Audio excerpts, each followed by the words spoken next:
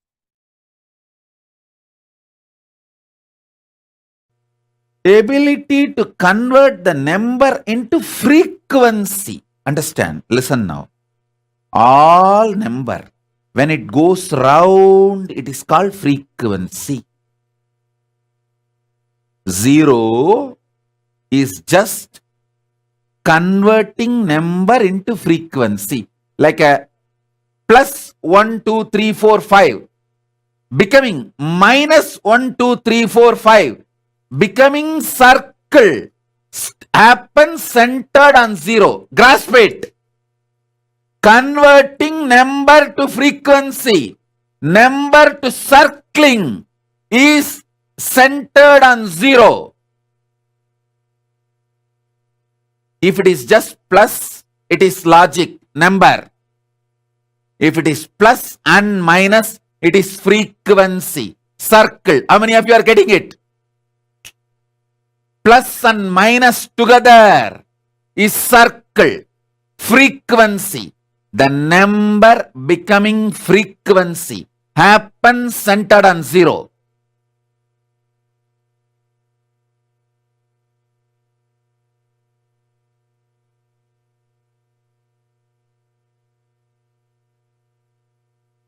That's the next universe.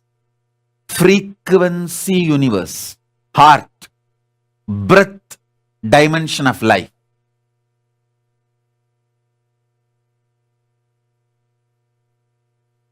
Number just flowing, linear motion is length, logic. Number becoming frequency, circling. All frequencies circle. All frequencies circle. How many of you are understanding? All frequency is just circle. Different circles. The formation of different levels of circles is frequency. Half circle, full circle, quarter circle, line becoming circular is frequency. Move from logic universe, number universe to frequency universe. That is why only Hindus are able to identify, understand, reveal about 0.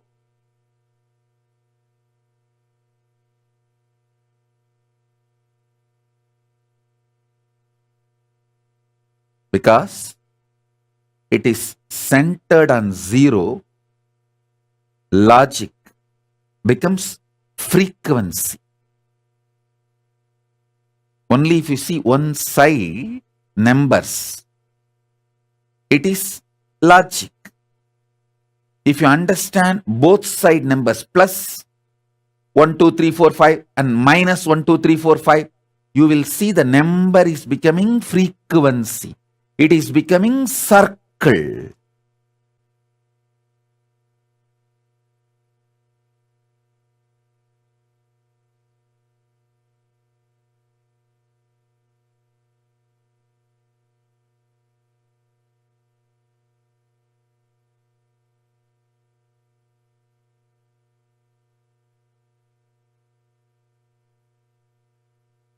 Digit becoming mother tongue, getting processed, the result again becoming digit is only the number universe. Digit becoming mother tongue and your emotion frequency, which is deeper than your mother tongue, getting processed as frequency, again getting converted into your mother tongue and becoming number is the next parallel universe called frequency universe. Is 0 is Purna? No. 0 is not Purna, it is Shunya. When 0 becomes frequency, I'll give you this example. Listen. See, this is zero. This is shunya. But when it vibrates, it becomes infinity. That is purna. Zero, when it vibrates, it's purna. Purna, when it is dead, it is shunya, zero. Zero, when it vibrates, when it becomes frequency, it is purna, infinity. Understand? Zero, when it vibrates, it becomes infinity. Listen to the next important thing. Listen to this. This is too important. See, this whole number becoming frequency, this whole thing, if this is manipulated, operated, fueled by the electromagnetic force, it is called artificial intelligence. This whole artificial intelligence is nothing but playing with the number using electromagnetic force as the fuel. Same, playing with the number universe, parallel universe, with consciousness as the fuel, was done by our Hindu ancestors in Puranas and Idihasas. With electromagnetic power and nuclear power, if you fuel this number universes, this number rhythms and patterns, it's called artificial intelligence. World's supercomputer, artificial intelligence, all this is nothing but playing with the frequency universe fueled by electromagnetic force. Same, playing with the frequency universe fueled by nuclear force. Modern science could go only up to this 4 level. Playing with this frequency universe with the force of electromagnetic force and nuclear force. Our ancestors played with the frequency parallel universe through conscious power. Listen. From now, I am not going to give you theories. I am going to lift your consciousness to the next level, to give you the glimpse of parallel universe. All I need to do is, if I give you even one glimpse of first layer parallel universe, then I can easily take you to the next. The first layer parallel universe only I am pushing.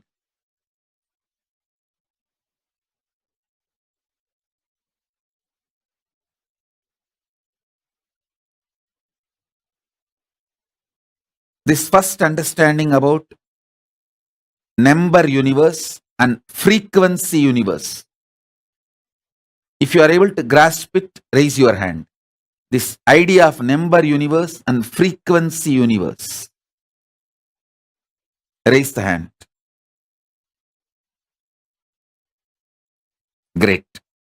Now, fueling the number universe and frequency universe with the electromagnetic force is artificial intelligence. How many of you are understanding this? All this supercomputer, everything is nothing but playing with this frequency universe with electromagnetic force. That's all. I have defined the whole supercomputer, artificial intelligence, in this one line. How many of you are getting it? This one line is the definition of the whole artificial intelligence. Supercomputer, everything. Fuel it, empower it with electromagnetic force. It is artificial intelligence. If the same is empowered by consciousness,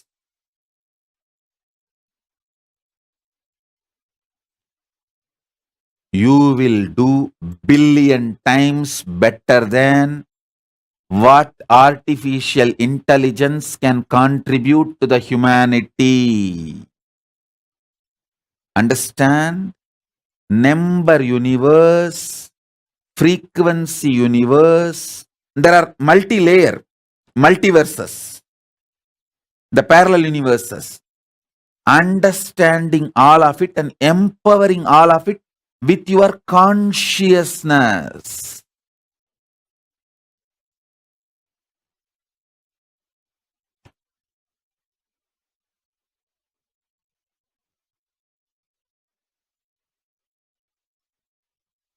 The Pushpa Vimana Ravana used and all is the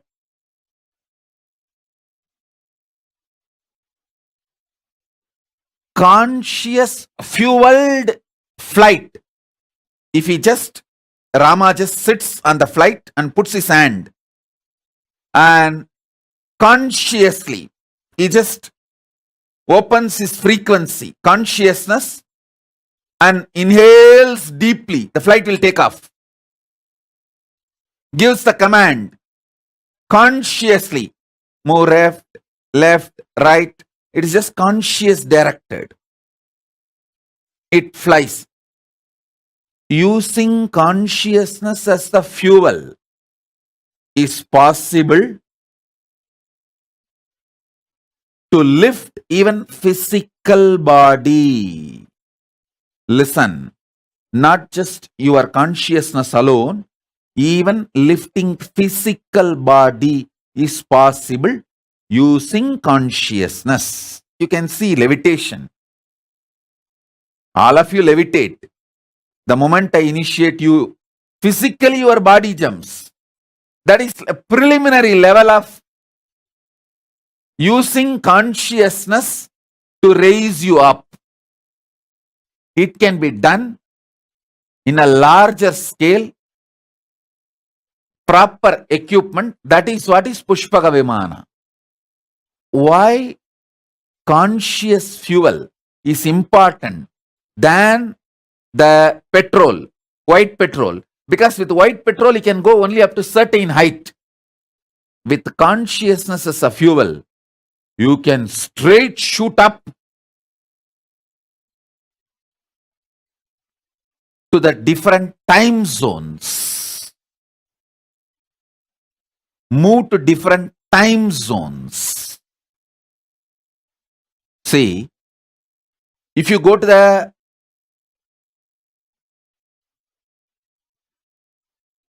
higher altitude, the world, many the governments have established that station in the space research station. If you go there, your body goes through certain changes, hair growth and whatever changes. Same way, if your body is lifted with a conscious empowered vehicle to the vertical time zone, it goes through superconscious mutation. That is why if you go to Indraloka, automatically you will have 4 hands. If you go to the Swargaloka, automatically you will grow 2 hands more. Because the superconscious mutation will happen. Listen. If you go to the space station, automatically your body goes through certain changes. Same way, if you go to the Swargaloka, automatically your body goes through certain changes. Because superconscious mutation happens.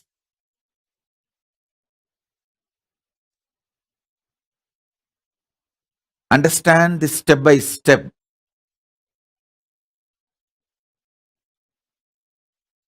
number universe, frequency universe, how the number universe can be fueled by electromagnetic force and strong nuclear force or weak nuclear force. How the same number universe and frequency universe can be fueled by consciousness.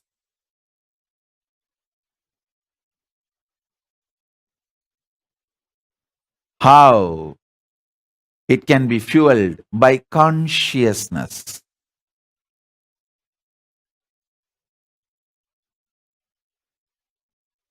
When this frequency universe can be fueled by consciousness, you can be raised to the higher frequencies, vertical time zones. If I infuse, empower you with consciousness,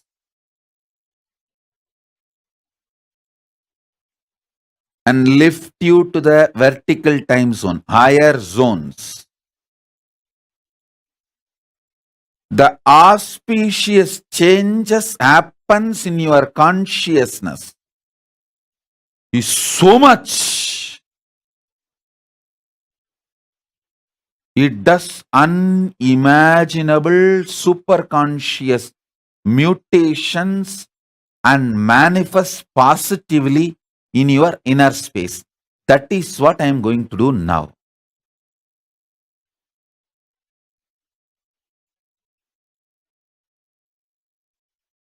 This is the essence. Empowering you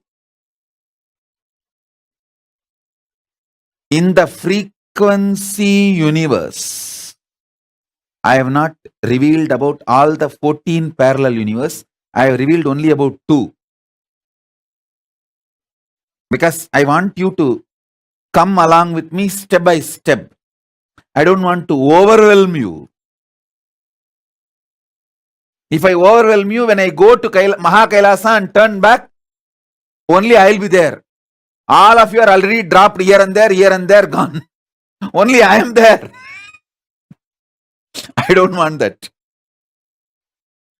When I get down in Mahakailasa from my Pushpaka Vimana, I want all of you with your luggage getting down along with me. I don't want you to get dropped here and there. On the way, oh, Swargaloka, few people got dropped.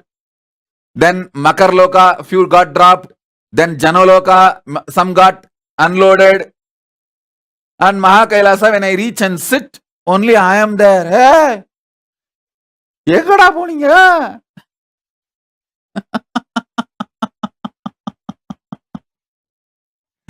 பாதியிலே bus விட்டு இறங்கிட்டீங்களாடா?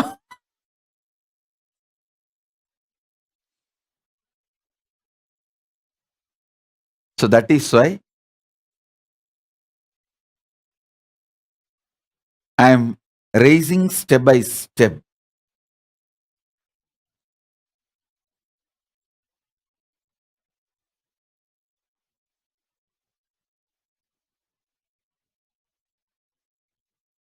How many of you used to have a vivid experience that you can fly when you are a child? It's not like a dream. Sometimes it will be vivid experience. You can really fly. How many of you used to have this vivid, strong, like a faith dream? See, in the dream you may see, but you will strongly really believe even after waking up it is possible for you. How many of you had that kind of experiences?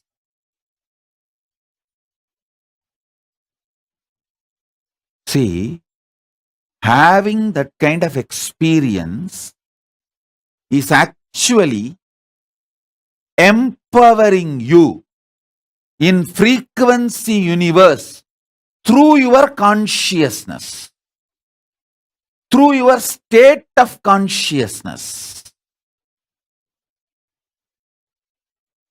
It's one of the capacities, positive conscious capacities.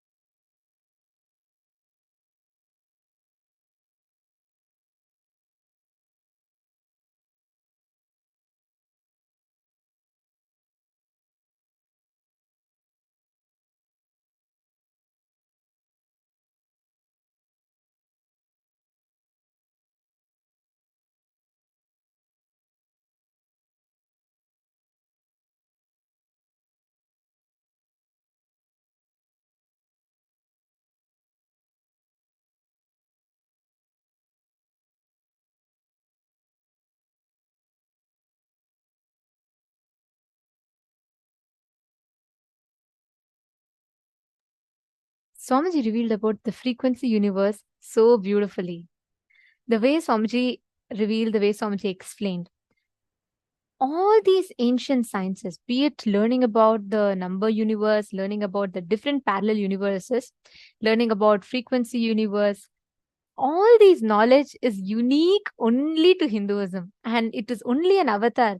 It's only Swamiji who can gift the science to us in the most profound manner, in a way that all of us can understand, relate to, and digest in our day-to-day life.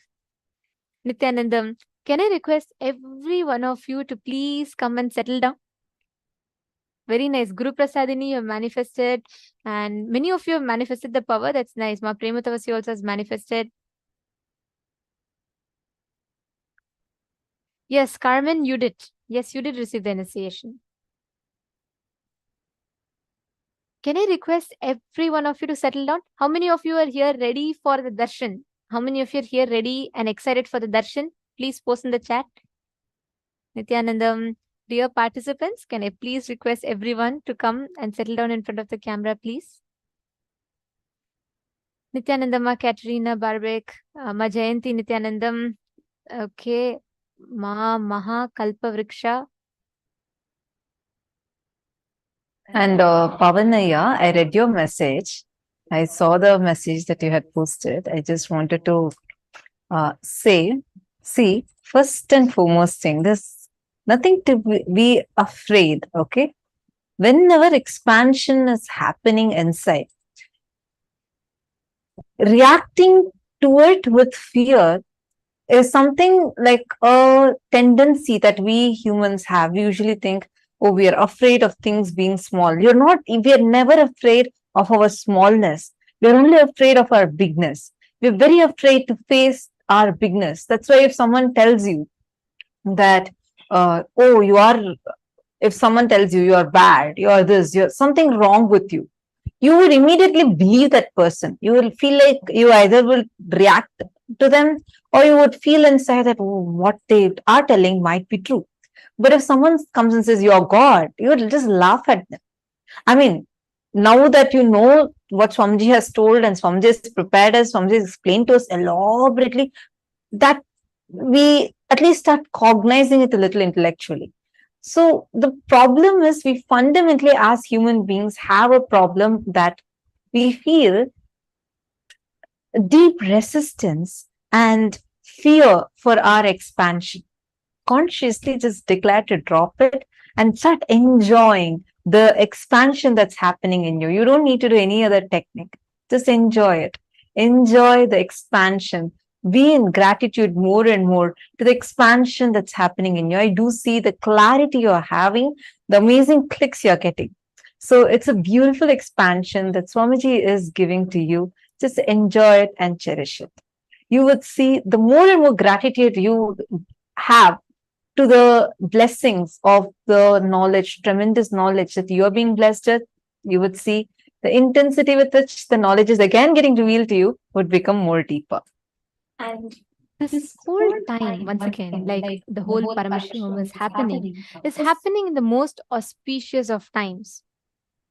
It is this time where the Navaratri, the grand Navaratri celebrations are happening, starting from the 14th of October, where each day, the Navaratri actually means 9 nights of intensity, where the divine cosmic mother makes herself available, easily accessible to the whole world. Swamiji very beautifully explains, Parashakti is that manifestation where ultimate love and compassion, like a mother, that's why she's a cosmic mother. Even if you want to do something and you just pray to her, you just tell, look, Ma, I can't do anything. You just take care. You please make sure everything is happening properly. Even if you just ask her one simple thing, she will rush to attend to you. She will rush to make sure everything is being made available for whatever you need, all the requirements. And Navaratri is a time where that intense cosmic energy, the divine feminine energy becomes available and accessible every single day. The 9 nights of intensity, it is called. And we are just few days away from the beginning of Navaratri. And we are already having actually people from across the globe are pouring in for offering sevas for Parashakti, Devi Paramashiva Shakti during Navaratri. The most beautiful thing is here, the offerings that are done to Parashakti are done in the most authentic way. Swamiji literally, understand the deities that you see in the KAILASA temples. They are not just idols. They are not just stone carved and kept over there, or the metal carved in that shape and kept over there. They exist because there is a very special, unique process called as prana pratishta. Breathing life into the deities is done directly by the avatar himself. This prana pratishta process is something very unique to Hinduism. Sanatana Hindu Dharma has been far advanced than what our modern day science is able to even unfathomable. We saw the elaborate revelations when yesterday we learned about the existence of 14 lokas, the 25 states of consciousness, and today we've been learning about how our scriptures have revealed about the brain, rewiring of brain, and the deeper truths what Swamiji has revealed and elaborately explained to us.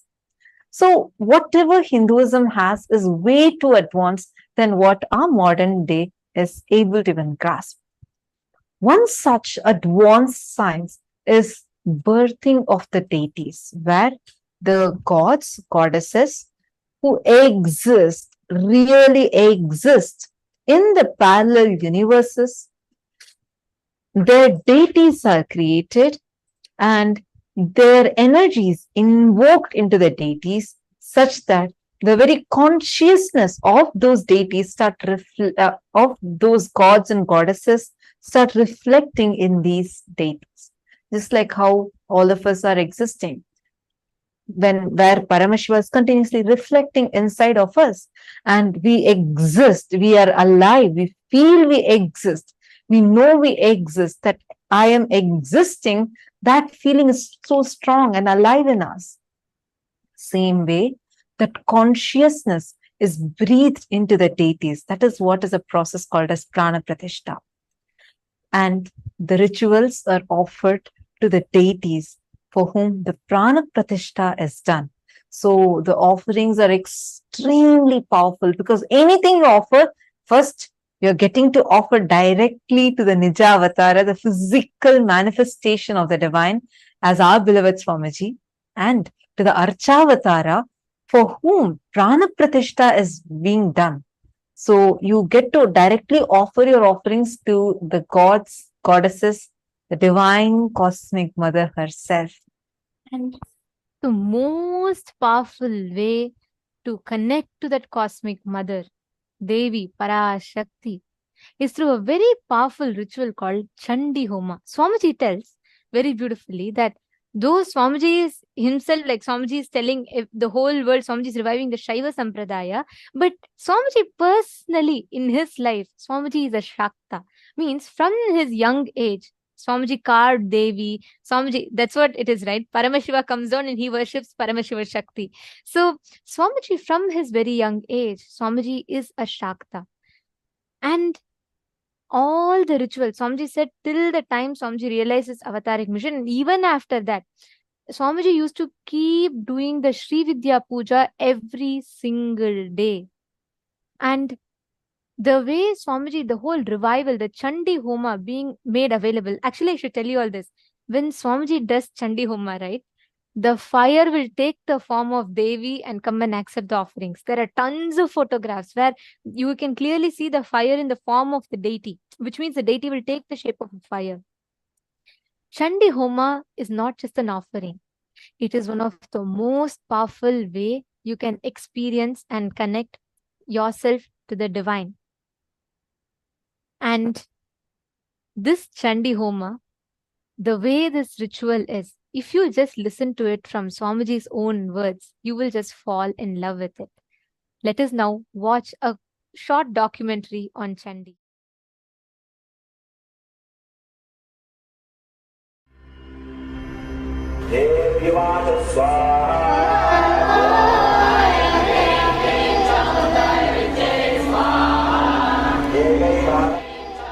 I tell you, I am chanting Chandi from the time I remember me. Maybe at the age of 2 or 3, I heard Chandi being chanted, then started chanting. I chant Chandi from the age of 2 or 3. First listening, then chanting. It is something extraordinary to awaken all the life energies in you. It is such power. The verse Such energy. Devi Mahatmyam means glory of the goddess Devi. This 700 verse chant is a part of the sacred scripture Markandeya Purana. It extols Devi as the mother Chandi, who is the glorious embodiment of goddess Durga, power, goddess Lakshmi, abundance, and goddess Saraswati, knowledge. This chant is also called Chandi or Durga Shaptasati. It is chanted for us to destroy our inner negative thoughts and demonic tendencies and emerge as the divine embodiment of Devi, manifesting power, abundance, and knowledge. The Devi Mahatmyam describes a time in human history when negativity and destruction pervaded planet Earth, symbolized by demonic energies. All the gods prayed for Devi Parashakti to destroy these demonic forces. Devi Parashakti assumed a ferocious warrior form and slayed the demons through illustrious battles. In the divine life of the Supreme Pontiff of Hinduism, Jagat Guru Mahasannidhanam, His Divine Holiness Bhagavān Nithyananda Paramashivam, chanting Chandi and offering the Chandi Homa is one of the most intimate practices which he has done as a part of his personal worship and a part of his guidance and teachings for millions across the world, including thousands who seek to experience the same oneness with Parashakti which he radiates. The Vedic tradition, there are two literature, 700 slokas, which can directly give you to enlightenment. One 700 sloka is philosophy, Bhagavad Gita.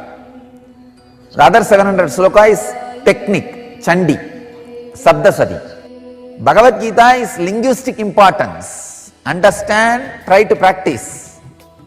Chandi is phonetic importance. Just reciting, it can lead you to enlightenment. With Chandi, it is working on sound, just a very phonetic sound. Chant or listen, enough. Work happens inside you. That is the ultimate sound vibration. When you recite, you can feel inside your body that creativity getting expressed.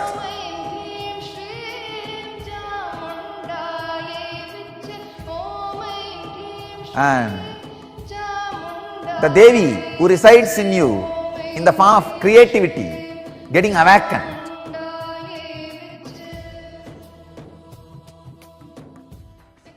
Today, revered and worshipped as the Pushpa Samadhi of His Divine Holiness and preserved in the sovereign archives is the Devi Mahatmyam book, which was used by His Divine Holiness from around the year 1995 in the preliminary years of his mission, when he was volunteering in the Ramakrishna Mutt in Mylapore, Chennai.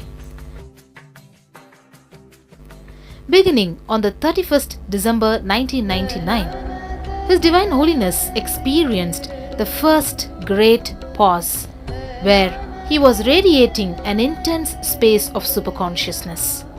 During this time, Paramashiva was preparing the body of His Divine Holiness to uplift the cosmic consciousness itself to the next level. Due to this, His Divine Holiness was eating very little and not talking or even moving around. After this intense, vibrating energy settled down in his body, His Divine Holiness auspiciously began creating the Satya Sankalpa, the conscious will, for the revival of the Hindu nation of Sri KAILASA, what would be the only Hindu nation and the great enlightened civilization on planet Earth once again. His Divine Holiness conducted the Chandi Homa to authentically and ritualistically create the Satya Sankalpa and manifest Sri KAILASA into reality.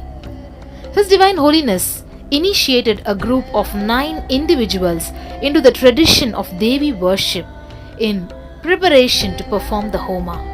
He initiated them into the Chamundi Mula Mantra and instructed them to chant it 108 times a day for 3 days amongst observing other austerities. On the date predetermined for this Chandi Homa, the 7th of November 2000, as His Divine Holiness arrived at the entrance to the temple, the Divya Prabha, the divine light around him, was captured in a photograph. For 12 hours, 4 am to 4 pm, His Divine Holiness conducted the Chandi Homa that day. During the final Purnagudi offering, Devi herself appeared and accepted the offerings of His Divine Holiness. After the Homa was over, His Divine Holiness gifted each one an energized Sri Chakra and gave personal blessings to all. One of the 9 individuals was Ravi. Ravi Ayya remembers how His Divine Holiness revealed where Devi Parashakti herself did tapas and guided Ravi and the other temple administrators to build a temple in this area for Parashakti.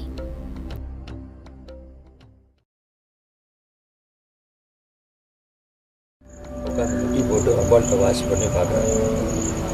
அதை வாசி பண்ணி பார்க்கும்போது எந்திரிச்சிட்டு அவர் மனசில் ஒரு ஆனந்தம், அந்த மோதிரம் ஒரு ஜேஜஸ் எந்திரிச்சு நின்று ரொம்ப நல்லா இருக்கே அப்படின்னு சொல்லிட்டு என்கிட்ட சொல்கிறார். அம்பாளுடைய ஒரு நவசண்டி ஹோமம் பண்ணுங்க, அதை நானே முன்னே நின்று நடத்தி வைக்கிறேன், நானே செய்கிறேன், உட்காந்து செய்கிறேன். இது வைதிக முறையில் இல்லை, சாதுக்களுக்கே உரியதான தாந்திரிக முறையில் நான் நவசண்டி ஹோமத்தை பண்ணி வைக்கிறேன். உங்களுக்கு வேகமும் கிடைக்கும், உங்களுக்கு பலமும் கிடைக்கும், பணமும் கிடைக்கும், எல்லாமே நல்லபடியாக செய்வீங்க.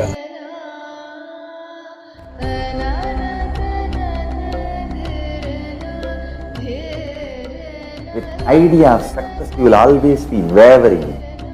With idea of excellence, you will always be grounded. If you see the earliest photographs, videographs available to us, me conducting any public event, public programs, or my enriching activities, me doing Chandi Homa in Tiruvannamalai and Kaundappadi. Understand, if you see those photographs detailed, whether the side tables or the tables covered with a clean white cloth, or my hand key, or everything needed for the sacred rituals, the way it is arranged. In those days, I did not have even one assistant. I was all alone. Understand, if you see those photographs, you can see very clearly. From that time, I started my life until now. It is all about excellence. I consider excellence means intensity with which we connect with Devi and the power of Devi manifests, Parashakti manifests. That's all. Excellence makes you excited more and more.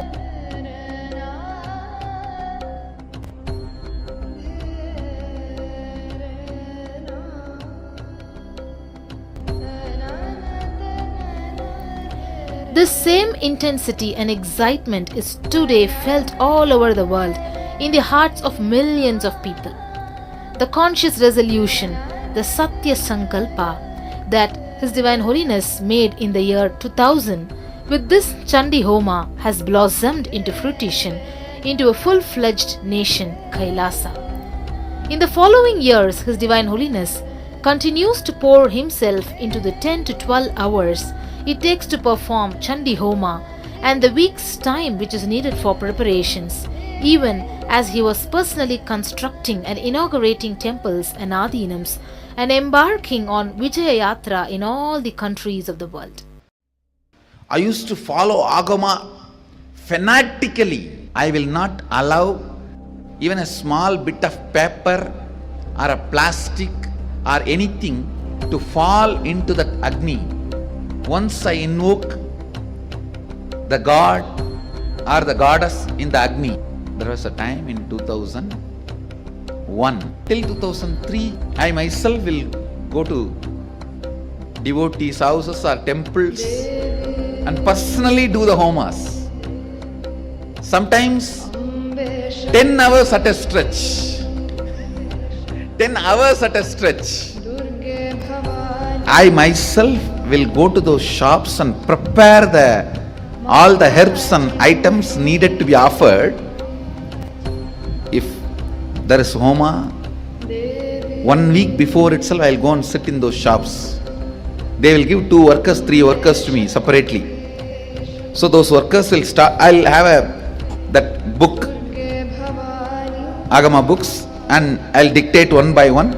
They will take it and keep it clean, wash those herbs, remove all the mud or any paper or plastic, anything, clean it up, and then they will organize and give. Understand why I am narrating this incident? Because really, the gods and goddesses you invoke in fire come there. Understand that it is not imagination. It is not some small time pass game, or it is not just to satisfy some online, the viewer or the person who paid. It is not profession. No. Understand, when you utter those sounds, invoke them in the fire, they are actually invited there. Chanting the Chandi is a powerful method of connecting with the universal consciousness. The 360 Shaktis, as well as the hundreds of mantras, the mandalas and yantras, are embedded in the sacred lines of the Chandi, which invoke the divine forces to uphold the balance of the world and give a superconscious breakthrough in individuals. In the Chandi Homa conducted by His Divine Holiness, the very one who embodies the Shiva Jnana Bodha does the Bodhaka Kriya, the offering of the sacred ritual. Especially when conducted by the incarnation of Paramashiva, the Chandi Homa has the power to uplift humanity itself with a superconscious breakthrough through awakening of the sacred feminine cosmic mother energy inside each being. That's a beautiful sloka in Chandi.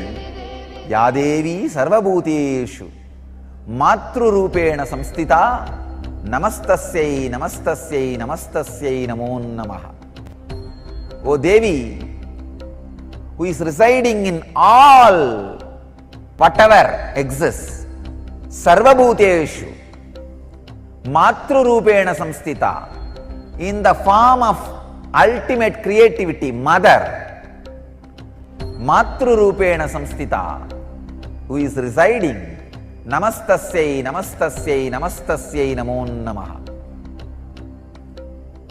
I bow down, I bow down, I bow down, I surrender. Through this Chandi Homa, His Divine Holiness is actively reviving the powerful feminism, the original Hindu feminism.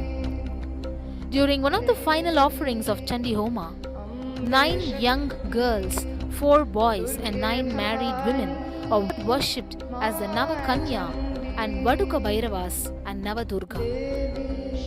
The unique phenomenon that makes Chandi Homa being offered in Kailasa so special is that all of the Suvasinis, the Kumaris and Bhairavas are initiated to manifest the Shaktis by incarnation of Paramashiva himself, His Divine Holiness.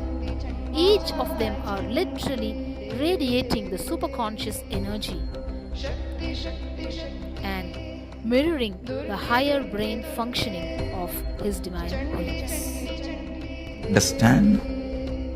My tapas is not inspiration for you to do tapas. It is initiation.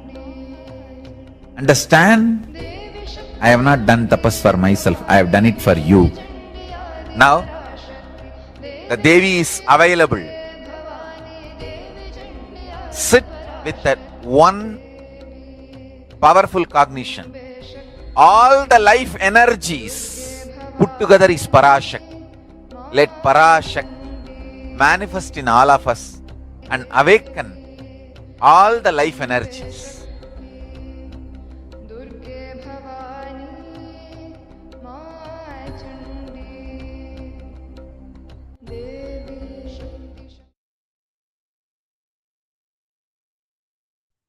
Understand this extremely powerful, most authentic Chandi Homa that Swamiji himself sat the chanting, starting from going to the shop, getting the agamic books, based on those references, getting the herbs that are needed, the items that are needed, micromanaging them, and arranging the whole Homakunda from early morning till night for 12 hours without moving from the place. He himself doing the Homa, he himself chanting, doing all the tapas. And just for the sake of each one of us, he does all the tapas and did the Chandi Homa and started this eternal ritual which has been happening every single year in Kailasa. We have been doing this Chandi Homa throughout this Navaratri. The 10 days, it's going to be a grand celebration with Chandi Homa happening every single day for 12 hours straight. Each day, 12 hours. This is what Swamiji did, where at that time, there was no one else who was going to sit and assist, help. It was only Swamiji, just a young village boy from a remote village who just with his clear vision to revive Sanatana Hindu Dharma to its fullest glory. And it's so beautiful to see so many of you have posted in the chat how Swamiji has gifted. Ma Premakarani saying it is so powerful, you can just feel the energy. And Ma Yogananda Rupini has posted eternally grateful. And oh my God, so many of you have posted the way you have enjoyed this Chandi Homa, this documentary. Actually, Ma Forum Lemai has posted that she offered the Chandi Homa in the Adinam in the presence of Swamiji, and she has posted that, which later blessed me with complete completion with mother and much more. And she says, what Bhagavan has blessed to us is beyond anything, lifetimes of showering. Absolutely. This Chandi Homa is so powerful. It can not just, it will bestow you with the grace and blessings of the cosmic mother. You will see any inauspiciousness in your life will just be burnt with the power of Chandi Homa. No enemies, enmity, or even your incompletions will have power over you. It's extremely, extremely powerful. As Swamiji was saying, this is not of linguistic importance. Bhagavad Gita, you need to cognize, understand, and live it. Chandi Homa is of phonetic importance, means with just the vibration, the chanting of Chandi. Swamiji started chanting Chandi when Swamiji was just 2-3 years old kid. From that time till now, this performing Chandi Homa, and that too in the most authentic way, whether gathering the 108 herbs that are needed and getting everything. We all saw, right? Like how grandly Swamiji was offering the Chandi Homa. That exact ritual is what is going to be done during the Navaratri. So whoever wants to offer, whoever wants to be a part of this offering, you want to perform this Chandi Homa, you want this Homa to be offered for you, you can sign up. Take a moment, go to kailasa.org, even kailasa.org/payment. And that's the sign up link. You all can click that sign up link and just register yourself. Our team would immediately reach out to you and help you with how you can offer. And anyone who is interested, all the participants and viewers that are interested, you can just post here in the chat. Actually, Ma Aina has posted. She said, it's so beautiful to see Paramashiva offering rituals to Devi Parashakti. Absolutely. Imagine Paramashiva himself has come down and Paramashiva himself is doing the rituals for Devi Parashakti. That itself, like Swamiji said, it's not like a profession. It is an experience. It's a divine connection. You can literally touch, feel, and experience the divine energy in front of you. Chandi Homa is one of the most beautiful ways that you can connect to the divine cosmic mother. See, there are tons of rituals you can do. You can do in any other places. But the end result, ritual itself is powerful. Many times we are not sure if the ritual, the person who's offering, or the way the ritual is done, how authentic it is. Because now there are like hundreds of options available and we don't know. But here, Paramashiva himself accepts, Paramashiva and Parashakti themselves accept. You can be like 100% sure that your Homa has reached to the right source, and you can be 100% sure that the way the rituals are done and what rituals are done, each of them are personally micromanaged by the Supreme Pontiff of Hinduism himself. Actually, you all could see in that video, there was a clipping where they showed when Swamiji was walking. Even as the Homa was happening, Swamiji was actually sitting in the Simhasan and Swamiji was saying the corrections. Swamiji did. He himself sat, did the rituals for hours together and showed. And not just that, even when the sannyasis are getting trained, Swamiji himself will sit next to them, make sure every inch is done authentically. To this day, Swamiji himself micromanages. That is why you can be sure, one, what you're offering is directly reaching to Paramashiva and Paramashiva Shakti. They themselves have physically come and accept your offering.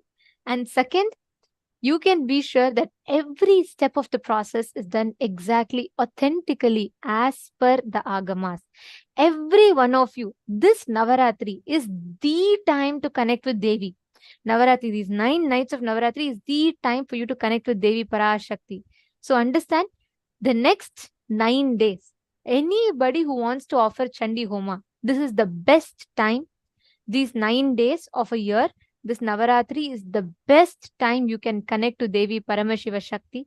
Any one of you that want to offer the Chandi Homa, you want to offer any rituals, there are multiple rituals available. You want to offer any rituals to connect, please go ahead. You all can sign up in the link as shown. And the support desk team is continuously available and you all can click the link and they're posting the link in the chat. You all can head to the link.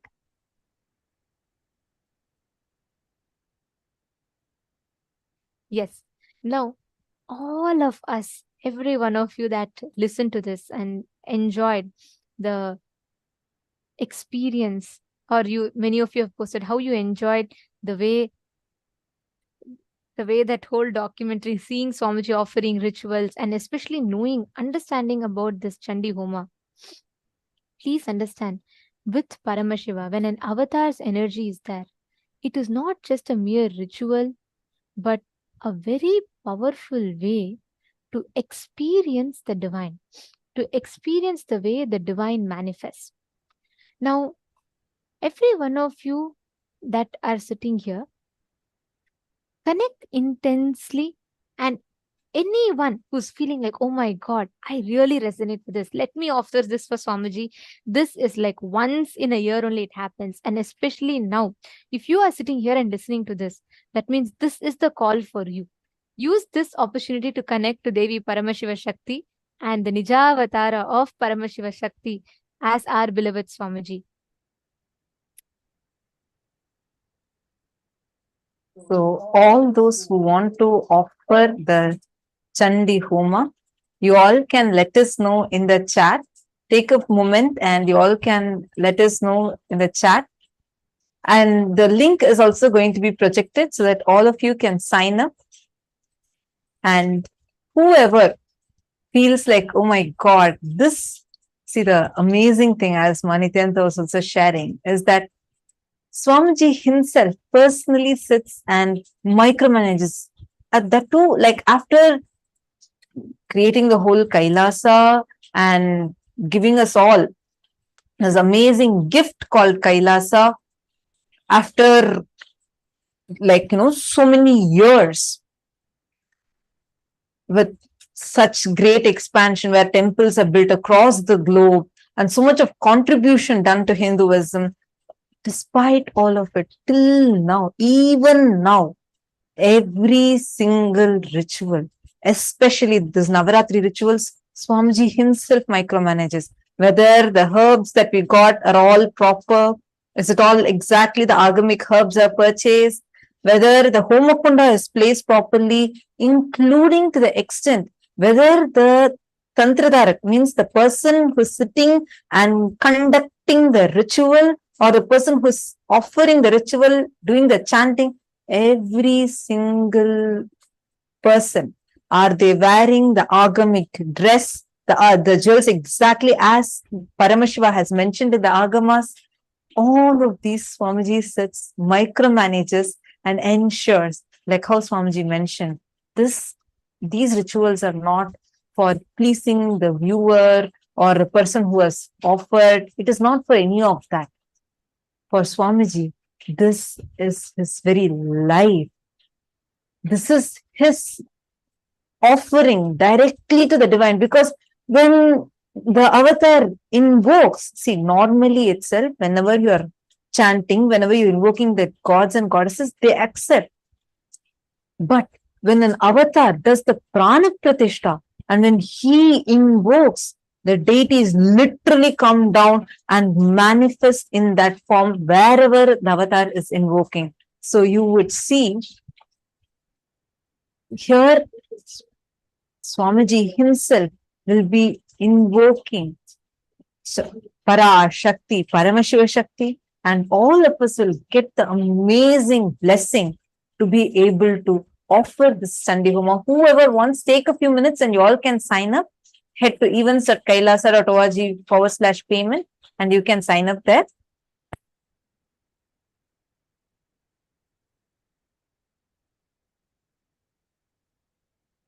Now it's time that all of us prepare ourselves for the darshan. And today, as all of us know, we are having the darshan of Bhagavān Sadashiva Murti. And now let us all prepare with chanting the Dhyana Shloka of Bhagavān Sadashiva Murti. Take a few minutes, and yes, anyone wants to have any clarification, you want to know further details, you all can post in the chat. Just post in the chat, I would like to offer Chandi Homa, or you would like to know more about Chandi Homa. Our team will reach out to you and they will be able to guide you further and answer all your queries.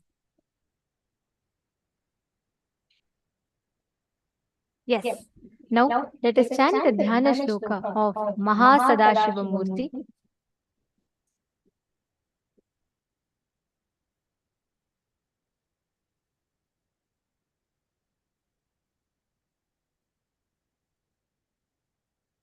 महाकैलासमूर्तिध्यानम्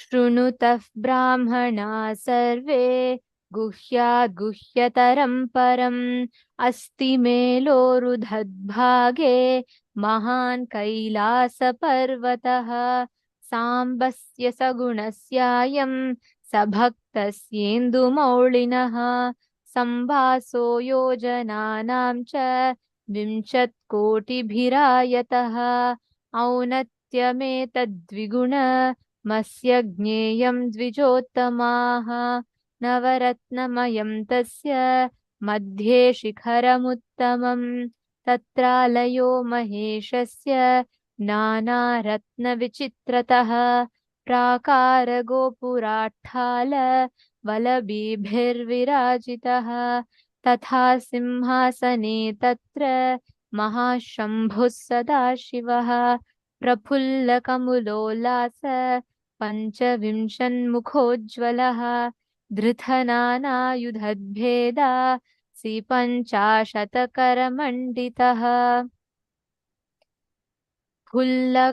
फुल्लरक्ताम्बुजाक्तात् बाह्वप्रियगुलोज्ज्वलः विचित्ररत्नखचित भूषणैरपि भूषितः अनेककोटिः सूर्याभ परमानन्दविग्रहः अप्राकृततनुः श्रीमान् लक्ष्यलक्षणवर्जितः यतो वाचो निवर्तन्ते अप्राप्य मनसा सह गङ्गाश्रयजटाजूटश्चन्द्रशेखारिभूषितः भस्मो धूलि सर्वाङ्गे व्यालयज्ञोपवीतवान् कपालमालाधारी च व्याघ्रचर्माम्बरावृतः प्रतिवक्त्रं त्रिनयनो भक्तसर्वार्थसिद्धिदः प्रसार्य दक्षिणं पादं कुञ्चयित्वेतरं पदम्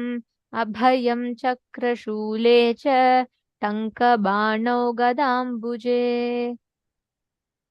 खड्गतोमरशक्तिश्च परशुः प्राणपन्नगान् हम्लाकुशाक्षमालाश्च शूरिकां ध्वजदण्डकौ वज्रकुन्तां स्थिते दंष्ट्रांश्च चक्रं च भिण्डिबालकम् पञ्चविंशाभिहाभिश्च दधानो दक्षिणैः शुभैः वरचापौ मृगं शङ्खं खेटपाशपरश्वधान् मुद्गरं डमरुं घण्टां रुद्रवीणां च पुस्तकं कपालमुण्डखट्वाङ्गं भुशुण्डीपरिघानपि फलकं फट्टसंवेत्रं कमण्डलुहुताशनौ कर्तरीमुसलं फिञ्चं बिभ्रद्वामौस्तथा करैः महासदाशिवस्योऽयं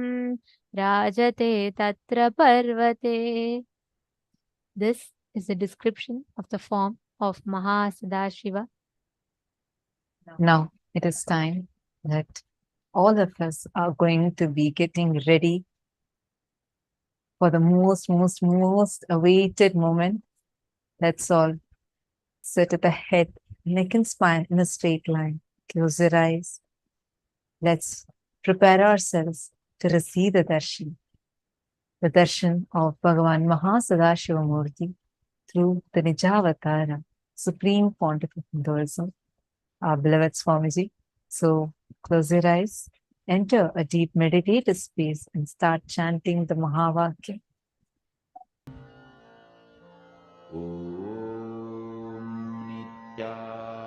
Nithyananda Paramashivoham Nithyananda